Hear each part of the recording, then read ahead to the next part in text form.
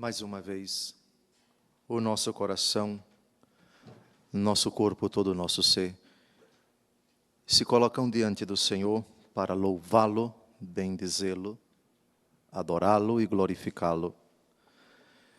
Nesta que é a maior de todas as ações da Igreja, a celebração do santo sacrifício da missa. Oferecer a Deus, por meio do Filho na força do Espírito, o sacrifício agradável a Deus, o mistério do Calvário que se presentifica, que se perpetua no altar. Cada vez que celebramos a Santa Missa, tornamos presente, renovamos no sentido de perpetuação aquilo que aconteceu no Calvário. Somos felizes, como diz o salmista de hoje, porque o Senhor nos escolheu por sua herança. E do alto céu, nesse exato momento, Ele se inclina sobre nós, contemplando-nos, porque por todos os nossos atos Ele se interessa. Ele está agora olhando o nosso ser, sondando o nosso coração, interessando-se por cada centímetro da nossa vida, por cada acontecimento, por tudo aquilo que fizemos, fazemos e pretendemos fazer. Deus seja louvado, porque nós, nação escolhida por sua herança, nação que Ele redimiu pelo seu sangue, hoje nos congrega diante do seu altar.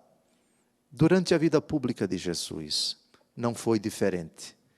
Foram apenas 3 anos, mas marcados de intensa solicitude de nosso Senhor e Salvador pelas pessoas daquele tempo. E certamente, dado que Jesus Cristo é o mesmo ontem, hoje e o será por toda a eternidade, o seu cuidado, o seu zelo por cada um de nós permanece o mesmo. A saber, se Jesus se compadeceu da sogra de Pedro, também se compadece de nós. Se Ele não rejeitou multidões que iam a Ele com enfermos e com possessos, também hoje Ele se preocupa conosco.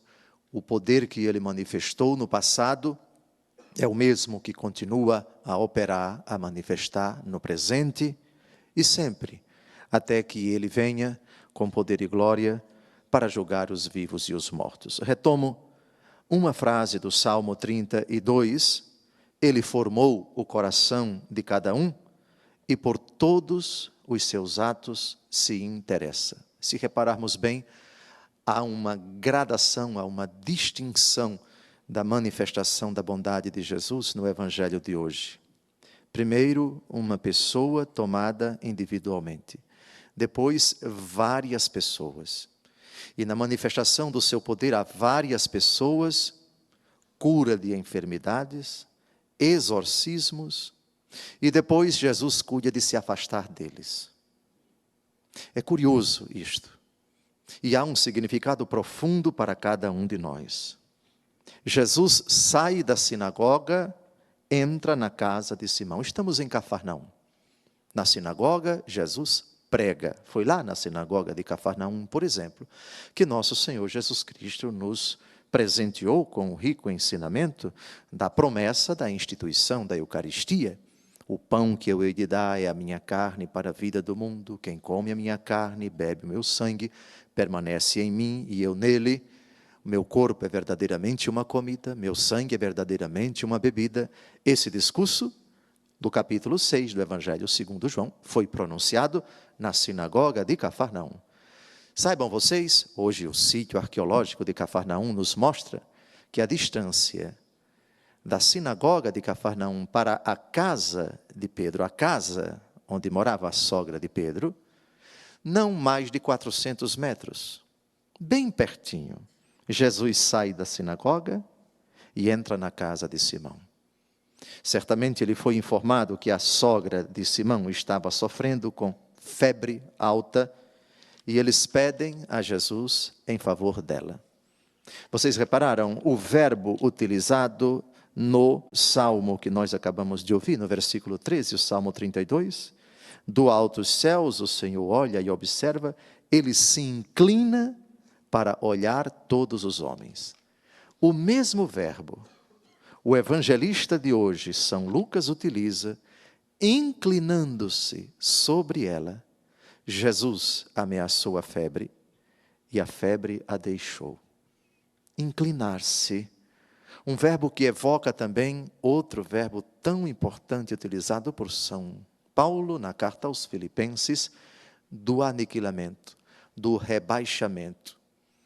Cristo Jesus, mesmo sendo de condição divina, não se apegou ociosamente a tal prerrogativa, mas rebaixou-se. Encontrando-se em condição de servo, tornou-se semelhante a nós, fez-se obediente até a morte e morte de cruz. Creiamos verdadeiramente, constantemente, o Senhor se inclina sobre nós, se inclina sobre a humanidade, debruça-se sobre ela. Deus, em absoluto, não se inclina porque Ele é Espírito, mas é uma maneira humana que a Escritura encontrou para falar do agir de Deus. Ou seja, Deus vem ao nosso encontro. Se nós somos baixos e Ele é o Altíssimo veio à nossa miséria. Constantemente está chegando a cada um de nós, batendo a nossa porta, preocupando-se com nossas dificuldades, zelando por aquilo que nos falta, cuidando com sua providência para que nada nos falte. Apocalipse 3:20, eis que eu estou à porta e bato. Se alguém abrir, entrarei e cearemos juntos, eu com ele e ele comigo. Não satisfeito com a cura da sogra de Simão, Jesus permite que todos os doentes atingidos por diversos males cheguem até ele. E Jesus, inclinando-se sobre a indigência humana, símbolo da nossa fraqueza, da nossa pequenez, do nosso nada, Jesus impõe as mãos em cada um deles e eles são curados. Alguns deles são chagados de uma enfermidade, digamos assim, muito mais funesta, muito mais grave, muito mais dolorosa.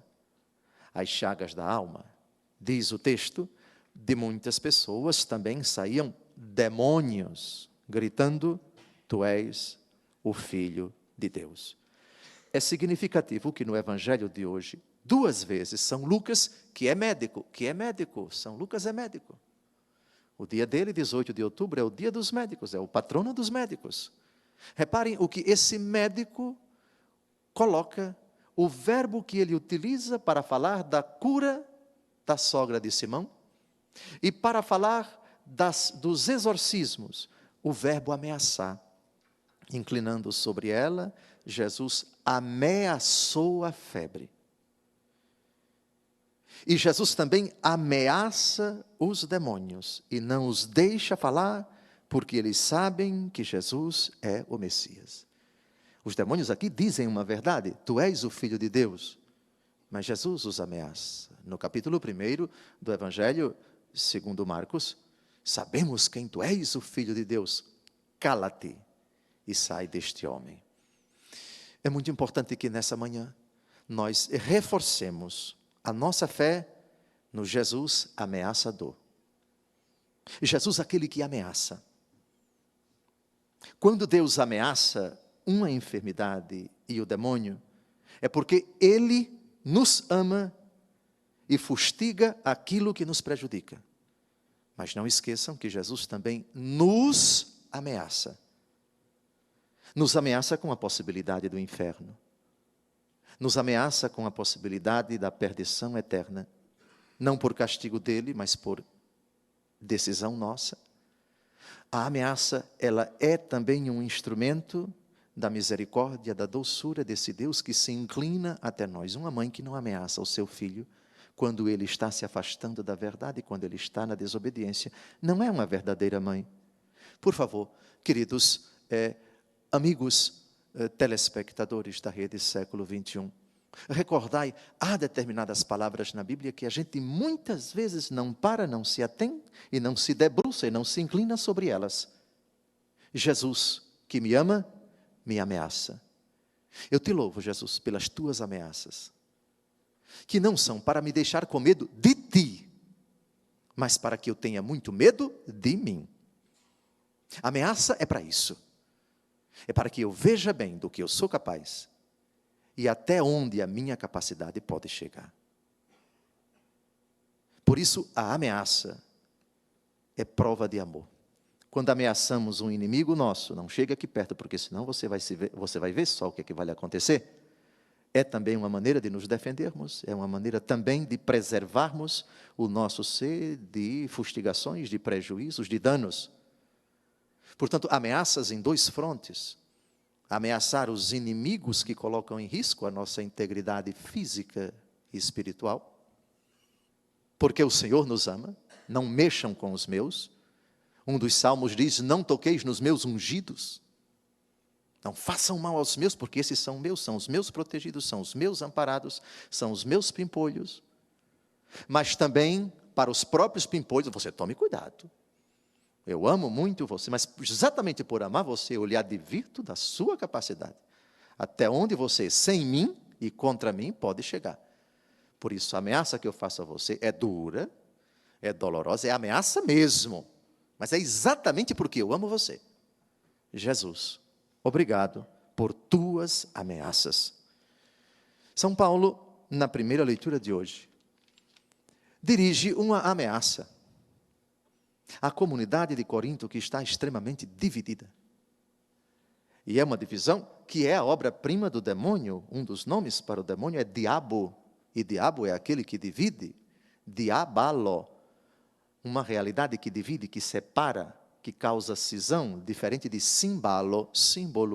Se o símbolo é aquilo que une, o diabo é aquele que divide. E o demônio já tinha conseguido muitas vitórias dentro da comunidade de Corinto. Uma das dificuldades daquela comunidade, disputas, para usarmos as expressões de São Paulo hoje, rivalidades e rixas. Corinto era uma cidade de destaque. Na Grécia, ainda hoje existe essa cidade. E havia partidos. Várias pessoas pregavam muito bem e passavam por lá e faziam seus, aspas, discípulos. Apolo era um homem eloquente, pregava muito bem e tinha seus seguidores, seus admiradores.